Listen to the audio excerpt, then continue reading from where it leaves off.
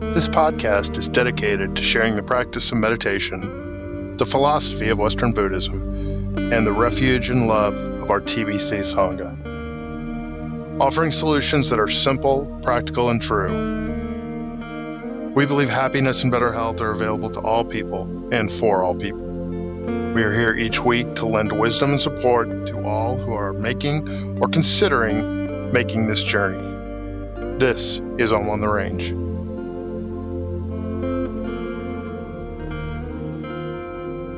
Greetings to everyone, and welcome to the safest and perhaps the sanest corner of the digital world. I'm your humble host. My name is Whit, and this is episode 9 of On the Range. I'm glad you're here, and I'm also very glad that Mr. Kyle Webster has agreed to join us today. He's taking on the essential role of co-host this week. Kyle, welcome to On the Range. How are you? I'm good, Whit. Yeah, thanks for having me. I'm got to tell you, I'm a little exhausted after giving the Dharma talk today for the first time, but feels good, and I'm excited to talk about it with you. Good. We're really glad to have you. You're a teacher. You're a key part of the Sangha Temple Buddhist Center, and we're going to touch on what and why you do what you do. But first, could you tell me a little bit about what your practice looks like today?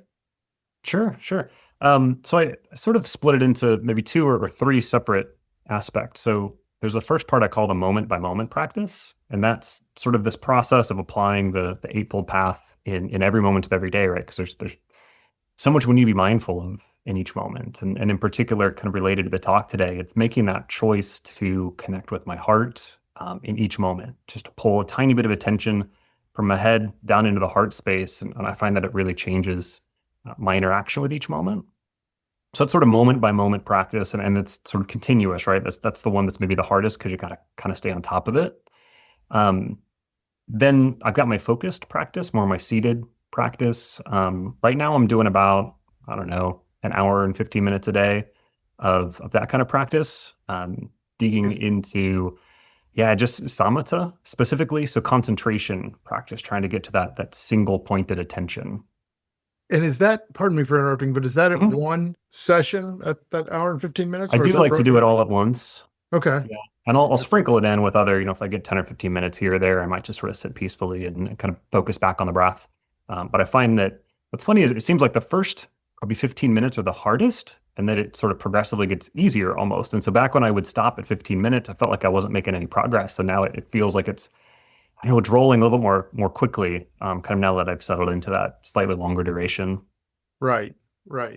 And then the third part is just general sort of contemplative practice or study. So I'll read a sutra and then I'll sort of sit and reflect on it. And that's where maybe the thinking mind is a little bit more engaged and trying to process through, okay, what is not self? What does that mean? How does it relate to emptiness? And kind of these different concepts. So did you practice meditation before you started exploring Buddhism, or was it the other way around? How did that? Yeah, no, I didn't. And even in the first few years of my exploration of Buddhism, I didn't really do a whole lot with meditation, right? Like I kind of tend to come at things with maybe a slightly academic viewpoint. And I was like, all right, my brain will just figure all of this out. And pretty quickly began to realize that you can't think your way to this sort of experience of enlightenment. You have to feel your way there. And I certainly wasn't going to get back to that place of inner peace, contentment, stillness, using my mind. And so definitely had to start building a practice. So that was one of the points that I wanted to touch on. Having you on, one of the main reasons was it felt like you and I have kind of approached this from 2 different angles, in that I practiced for, close to 20 years before I really became too involved with TBC at all. I certainly had read some books and things like that, but it was never, for me, meditation practice led to Buddhism. And, because of that, there are times when I feel like I said, everybody's approach, everybody's path is different, but yours and I's, especially because of what you're doing now, that was one of the things that I was just really excited about getting you on and kind of hearing, like I said, how you got here and your thoughts on how those two things dovetail together so well and why that is. I'm not sure there's a question in there, Kyle, but again, from where I come from and where I sit, the last thing when I started, it was never about Buddhism. It was about, hey, how can I be more, I don't know, really, I think it was just about less suffering. Yeah. And how can I have less suffering and not pay for it? That's what my view was. What was your view when you started? Sure. I mean, what's funny is I think there's probably a fair number of parallels in the sense that you had sort of, you did meditation, you had a sort of experience, and then that experience led you to Buddhism, right? Where mine was, I just had this experience, right? That my ego completely shattered. And here in this moment, I'm experiencing this bizarre peace that's completely out of proportion of the moment, right? It's like I should Right. absolutely not be feeling peace right now. Like my body is absolutely aching and I'm grieving so hard, and yet I feel at peace. And it was that experience that led me to try to figure out what the heck is this? Like, surely someone else in the world has experienced this. Let me go learn more, and exploring all sorts of different religious approaches and whatnot until I stumbled into Buddhism, and I was like, this is it, right on the nose. This, that bodhicitta dedication we do just summarizes so well that experience of sort of the awakened heart mind, that sort of a sense of connection with inner Buddha nature and inner essence. Wow. Yeah, I thought your talk was very moving, and I really appreciate you getting up there and sharing. I also was really touched isn't the right word, but I was enthused by the amount of practical, Mm. the number of tools that you shared that anybody could really grasp onto and utilize. Because let's face it, Buddhism, meditation, they're big concepts. And when you start talking about love and forgiveness and compassion and equanimity, these are all big words that we would all like to have more of in our life. At least I think that's fair to say if you listen to this Mhm. podcast or if you're part of the TBC Sangha for sure. So I was, like I said, I was moved by the practical side.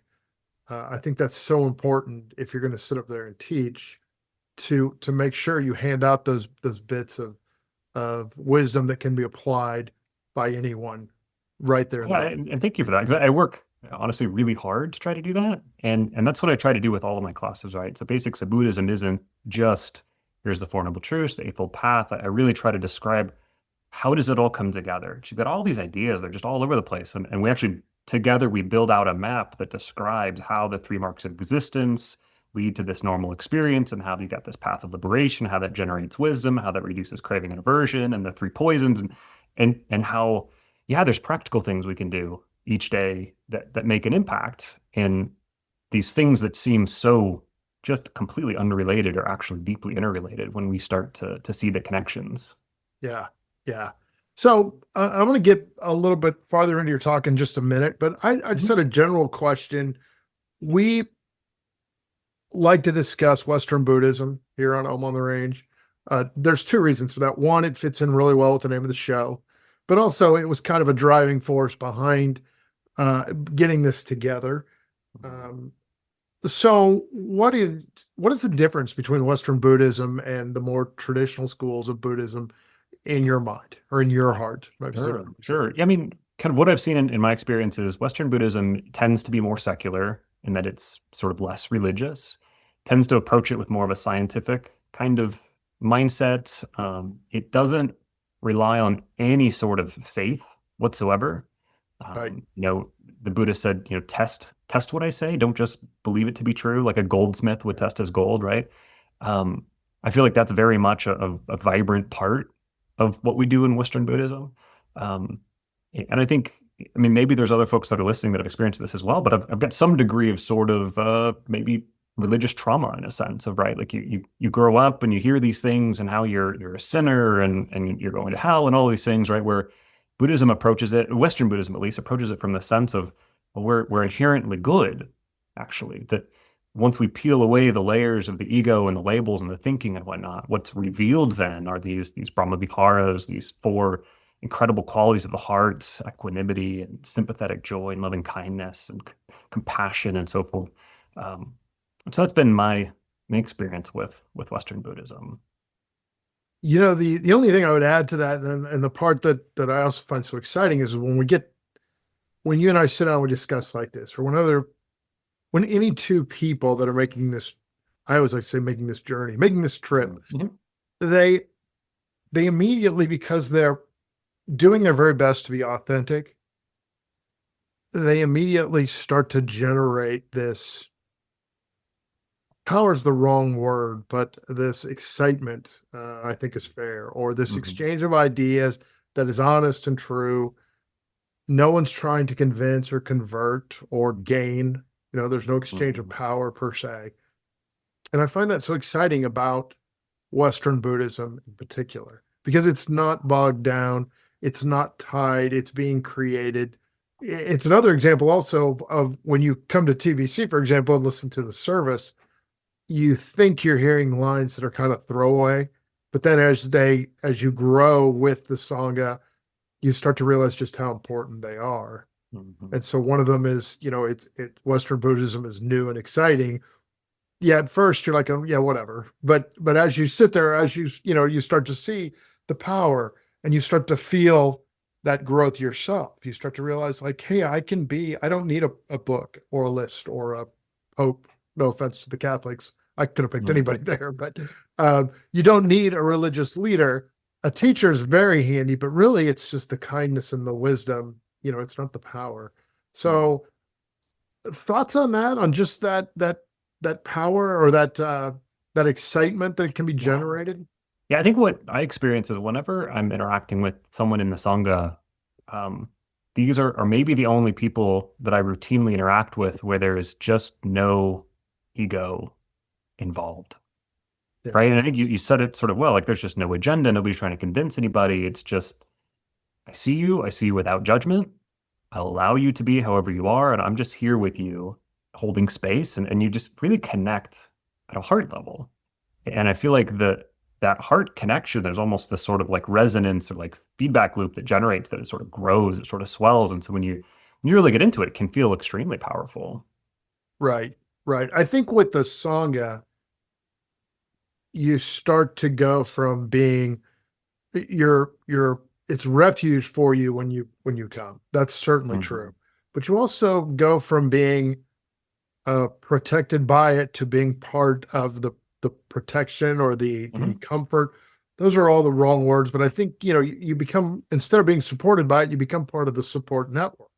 Mhm. And I think it's true for both of us. What we found as we became more comfortable and authentic, and really just more happy being a part of it, we started to look for places where we could step in. And I'm not trying to Mhm. make this about you and I hope that doesn't. I'm always concerned when you put a microphone in front of anybody that their ego is going to show up, and that's mostly for my benefit or my warning. But having said that, you again, if you don't have an agenda and you're just, this is what you're called, that's probably the wrong word too. This is probably going to be my worst podcast, Kyle. You'll probably have to replace me after this. But having said all that, I just find it so refreshing that you can just be authentic. You can stand up, and there is space. If you Mhm. want to do something, there's always room. Nobody ever seems to say no. So I think that's been true for you, and you've been at this longer than I have. Let me ask you this: what's the most exciting or exhilarating part for you during this journey? Gosh. I mean, probably the most exhilarating part at any point was when I stumbled back into learning how to consistently connect with that heart space and connection, and just the sort of freedom that opened up to live authentically in each moment. And I think since then, it's been the opportunity to share that with folks, both sort of in the basics class, but also the unconditional inner peace and through sort of one-on-one stuff. Um, in and just that moment, I don't know, those aha moments, when something really clicks, and when somebody can connect with something that's genuinely going to reduce their suffering, and in turn going to reduce the suffering for everybody around them. There's just no better feeling than being a part of that experience, and knowing that just a little ripple went out into the world at that point. And we're collectively making the world just a slightly better place as a result of our efforts. That's probably the most exhilarating. Without getting too into the weeds with this kind of topic, do you feel that the way that the current world exists, that the timing is right, especially for this sort of, I don't know, philosophy, this sort of way of living your life? I mean, it wouldn't matter, right, to you, or I don't think that's why anybody comes to this, but we do hear it from other members and from other Mhm. people. People are concerned that there seems to be less compassion generally in the world, but it also seems to have caused this void that Western Buddhism in particular seems well suited to step into. Mm-hmm. It definitely feels like what we're starting to see is the exaggerated effects of egocentricity. And it's becoming very acute and very stark and just maybe more obvious than perhaps it's been historically. And so I think in that environment, it definitely creates this sense of urgency around, well, there's just got to be a better way of living our lives. And we also were so fortunate to have the opportunity to share alternative views that, in a printing press era or, pre-printing press, you didn't get access to these sorts of things, right? And so just here over the internet, you've got all these teachers available at your fingertips. Um, so both the demand and the supply are both available. I think it's a great opportunity to introduce Western Buddhism here. You can find valuable podcasts like this one. Valuable may be too strong a word, but anyway, you could find us. So there's that. Let me ask you this. Did you choose to become a teacher of Buddhism, or did it choose you? Was this just the natural next step? It definitely felt like it chose me. I don't know that I would have naturally sought that out by any means, but there sort of reached a point in my development that I needed to process this into something that I could understand. And in doing so, ended up talking with a lot of people to kind of bounce ideas off and fairly consistently said, well, you need to teach this. I'm like, I don't like, I'm just trying to learn this stuff. Like, no, you really need to do this. And it definitely reached a point where it's like, okay, I'd gotten so much help that it was just the logical next step to give back Right, and to try to share that. right. I was always kind of motivated as I began to change or evolve or whatever word you want to use. To I thought, if I could do this, then anyone could, and if I Mhm. could get these benefits, then everyone probably should. And that was one of the reasons why I became, before I was part of TBC, it was leading meditation groups and classes, and I still do that, and I still really enjoy that. Um, but that was the motivation for me. And I'm curious, was it the same for you? You felt so moved that it was almost like you had to continue or pass that on? I think definitely, and especially with this sort of unconditional inner peace portion of it, right? Right, Was I was just so moved. It could not have been more different what I was like before and what I'm like now. I mean, it's polar opposite. And the degree of just joy that brings, I was just like, I have to share this. Like, if I can reduce anyone's suffering even a little bit, then I just have to do it. right, It's right. very much a calling. So Robert Rahman, who we both know, great teacher, great leader, I think it's fair to say, of TBC, was speaking one time about why he became a teacher. I believe he was at while he was a student at a seminary, the question was asked, why do you want to pursue this? And his answer, a little bit different than most of the people in his class at the time, was that he did it because that's how he learned. Do you Mm. feel that teaching is, like I said, is the next step, but maybe up, I'm going to say higher level. That's probably not the right word either, but just the next step for you and for some of us as we move through this? I think so. Yeah, I think the opportunity to share with other people exposes the areas where maybe the connections aren't quite made fully. And it's certainly been the case for me. And there's not much I love more than a good Q&A session, Right. especially in classes, because it's like, oh, well, that's a really good question. Okay, do I know the answer to that? Sometimes it'll just sort of come, it'll synthesize of other things that I've learned, and sometimes I'm like, I just flat don't know that, guys, and I'm gonna go dig into it and I'll come back to you. Wow. Well, yeah, I think it's so interesting because it does kind of help sharpen whatever it is you think you know. And teaching anything was not a goal of mine, but I felt differently about meditation in particular, but also with Buddhism, because at a certain point, those two things intersect, whether you know it or not. I think even without the teachings, you start to, if you practice long enough, you develop awareness and acceptance and patience. And really, that's about all I can describe or offer. Everything that I know and share is based off those three pillars. Mhm. So, because of that, as you get to that intersection, it's interesting to me that you start to feel so much better because you also become more authentic. You become the truer version of yourself. You said it a moment ago that you've changed so much, and it's brought you such joy, and that really it really struck home with me as well, because I never thought of myself as being a bad person or anything like that. But what I was someone who was maybe couldn't access who I truly was. And Mhm. I do feel, and I'm sorry this has become all about me, but this is probably what the public wants. But in all honesty, I just think what you said there was so true, is that you become authentic, you become true, and that natural goodness, that Buddha nature shines through. And Yeah, so not only absolutely. are you happier, but the people that have to deal with you are happier. Go ahead. Definitely. And I think the other thing is about this, what we're calling teaching. I think it doesn't have to be so formal as we're going to have a classroom and all this stuff. It's sharing, right?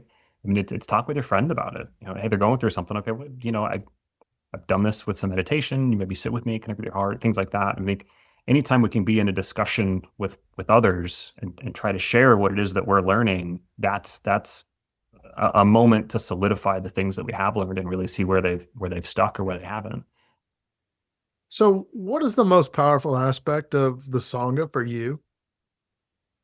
Gosh, um, there's sort of like this, I don't know, multiplier effect that you sort of referenced earlier. That you know when when I'm not feeling it, they're there to pick me up. And when I am feeling it and they're feeling it, it multiplies. It gets this sort of exponential effect. And I was just at lunch after service today with a couple dear friends from Sangha, and it was just, oh my gosh, it's like we floated out of that restaurant when we were done. Yeah. Because we were so authentic with each other, and it just kept building and building and building, and there just was no ego in the room, it felt like. And to be so authentic with a group of people that's going to be so authentic with you is just really incredible. And it sort of just almost shows you what life could be like. Right. And Right. it, in a sense, kind of gets me through the rest of my week of like, I'm Right. going to get to see these people again on Sunday. Right. Right. And we spoke about it a little earlier, but about, it's a place of refuge, and that's true. But if you stay with it, and as you continue to grow and become more entwined with it, so you become a part of it. It becomes a living, Hmm. and community is the right word for it, but I feel like it's stronger than that, because I never felt that with any other organization. Some sports teams that I played on certainly were important to me, but there's a tremendous amount of ego on a youth sports team, even if you're 12 years old and playing for fun. So Right. this is so refreshing, because everybody fits, everybody brings exactly what they need to, and everybody's welcome. And we want you there. We want that authentic part of you there. We'll take whatever shows up, though.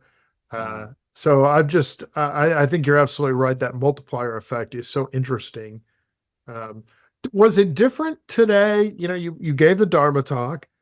Wha- By the way, the Dharma talk can also be found on the Temple Buddhist Center YouTube channel. I highly recommend it. But did you enjoy the experience? I did. It was a lot of fun. I was definitely nervous. Doing it for the first time. The second one, the one that wasn't recorded, was a little easier. Both because I'd done it before, and all of my foibles were probably hopefully already forgotten.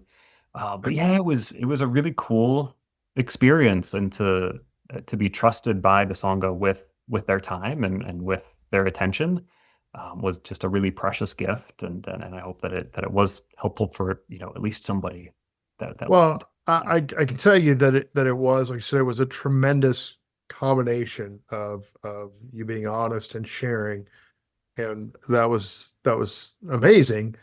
But again, the part that I was really moved by, this is I've described myself before as a former Protestant skinflint, is the fact that there was so much practical, applicable, pliable lessons somebody could take and just apply at that moment. It could have been your first time.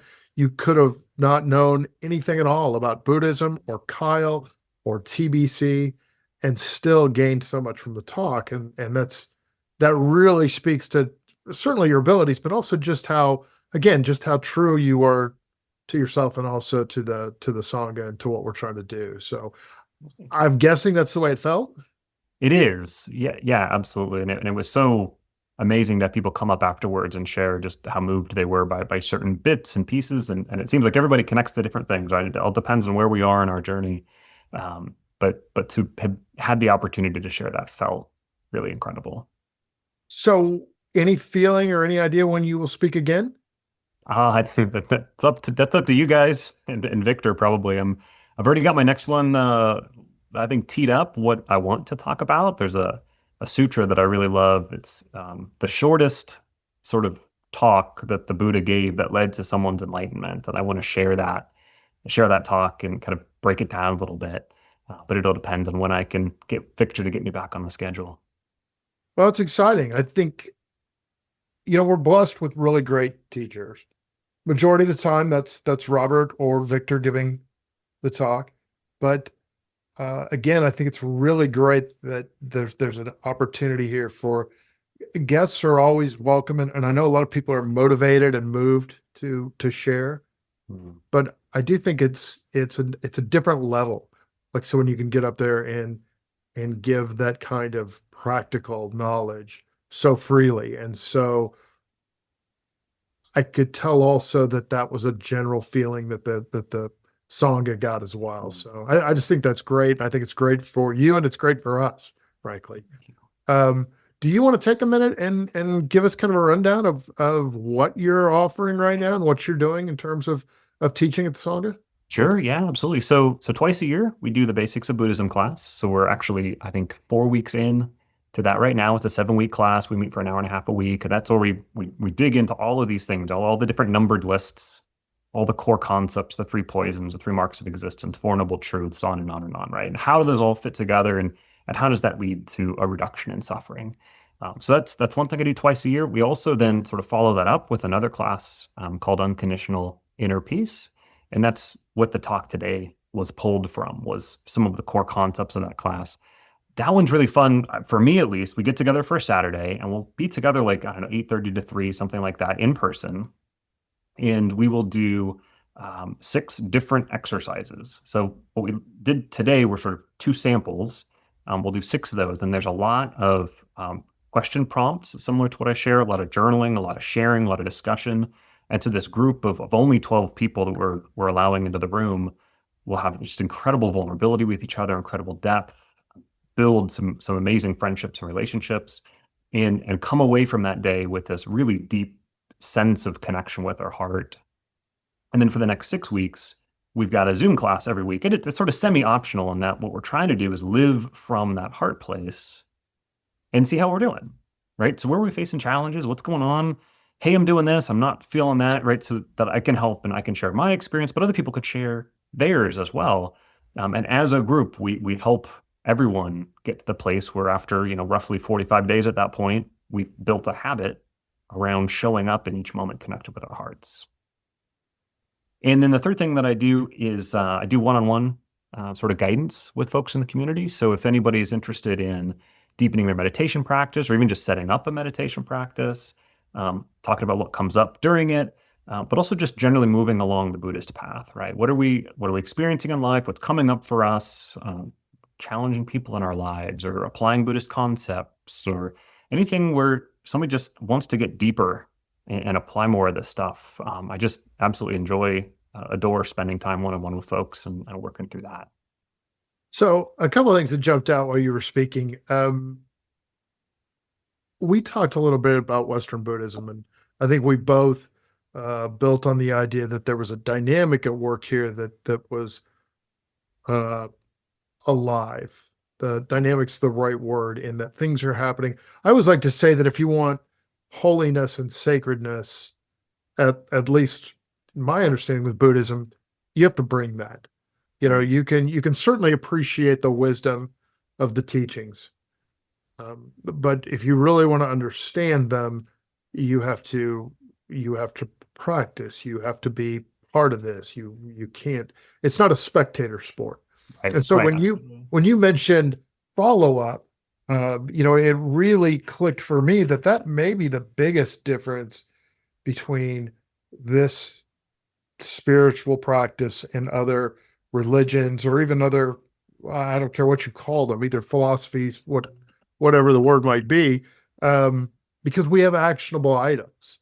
And it's not like it's a list. It's not like we're going to say, okay, we got to check this one off and this one off. And now you get to wear green pants, it's not that, but it's more, hey, let's make sure we check in because we can do this. We should do this.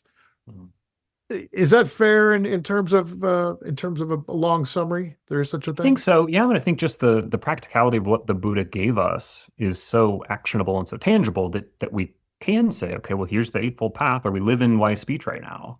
Right? Are we living wise effort right now? Are we doing the things we need to do moment by moment that's going to shape our minds in a way that leads to an experience of less suffering? And it's because of its practicality, it is very easy to see, wow, I haven't been doing that. And wouldn't you know it, I've been experiencing an awful lot of suffering lately. Right. And so it's not something we're ever told to do or forced to do. It's our choice. But when we choose to do it and do it effectively, it works so well. Yeah, I think that's really well said, because we as Westerners, especially if you were brought up in a church, and I'm not trying to be anti-Christian or church or any of that, although it may sound like that. I just recall that, we were observing, we were following, we were told what to do and how to do it and why. And with this practice, it's so much more. You have to take responsibility, but in the best possible way. Responsibility is not a scary thing if you're being true. If that's what's in your heart, it's natural, and it leads to more happiness and better health and less suffering. So I just think that's amazing, and I'm so happy that it's kind of where I've ended up. We're getting ready to wrap this up. I wanted to ask you, and this is going to be an impossible question for you to answer quickly, but I'm going to throw it to you anyway. If someone is considering meditation or has an interest in Western Buddhism, where should they begin, or what would you tell them is I don't know, what's the best piece of advice you would give somebody that might be considering such a philosophy? Wow, sure. I think try it, jump in, right? There's no wrong way to do it. I think if you have an opportunity to join a Sangha like ours, even if it's live streamed remote, get some exposure to the teachings, read some introductory books. And then honestly, I would say find a teacher or find someone that you can listen to with some consistency, because these concepts are amazing, but it's so easy to get confused because we use big words, love, equanimity, and whatnot. People can use them in slightly different ways. And what do we mean by awareness in this context versus that context? And having somebody who can be a guide to say, well, this is what it really means in this context can cut through a lot of stuff, especially early on in the path, that can become a bit of a derailing force. Right. And then, I'm a bit selfish, but join Basics of Buddhism. I feel like it's a great way to get started. But yeah, just jump in, right? Jump in, ask questions, get vulnerable, and start to meet some people. Right. It's probably the quickest way to give up some suffering, is just to give it a try. Kyle, I want to thank you for co-hosting this offering. Please remember that we can be found on Spotify. Om on the Range is posted every Friday. We can also be found on the TBC Discord channel. You can leave comments or questions on those platforms. We have an email address as well. It's omontheRangePodcast@gmail.com. TBC can be found on YouTube at Temple Buddhist Center, and you can find their teachings there. Feel free, if you want more information, to just shoot me an email at that omontheRangePodcast@gmail.com, and we'll help you find your way as best we can. This is Whit with Om on the Range, wishing you happy trails. Thank you to Mr. Tim Behrens for producing this episode, and thank you to Brad Athey for providing the music. And thank you to our listeners for joining us on this journey as we discuss meditation and Western Buddhism and celebrate the path to a happier and healthier life. Less suffering and more joy are available to all people. While we cannot control what happens to us, we can control how we react. It just takes practice. Until next time, stay grounded and find peace in the simple, practical solutions. This is Om on the Range, wishing you happy trails.